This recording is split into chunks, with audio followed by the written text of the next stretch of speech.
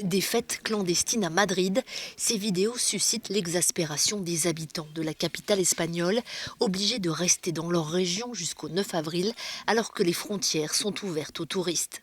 L'objectif des autorités est clair, éviter une explosion des contaminations pendant la Semaine sainte, alors que le taux d'incidence à Madrid est parmi les plus élevés de l'Espagne.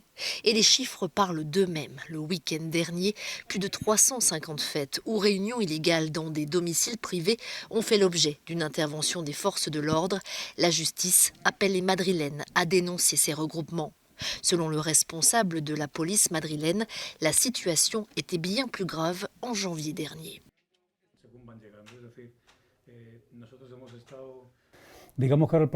Disons que maintenant, nous avons le problème dans la rue. Nous l'avons dans les rues publiques, sur les terrasses, dans les bars, ce qui est raisonnable parce que ce sont les seuls endroits qui sont ouverts, dans les parcs aussi. Les touristes entre 20 et 30 ans qui semblent venir pour s'amuser pendant un week-end, quelques jours et ainsi de suite, et pour sortir, ce qui en principe n'est pas un problème tant qu'ils respectent les restrictions que nous avons ici. Plus de 15 000 nouveaux cas ont été enregistrés depuis vendredi. Les autorités appellent à la plus grande prudence. L'incidence cumulée de 149 cas pour 100 000 habitants au cours des 14 derniers jours. Chaque semaine qui passe nous rapproche de cette situation. Nous pourrons assouplir progressivement les restrictions. Nous devons simplement tenir bon quelques semaines de plus. Je pense que l'effort en vaut la peine.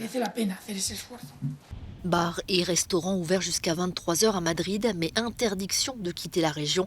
Beaucoup d'Espagnols considèrent incohérentes les mesures sanitaires prises par les autorités.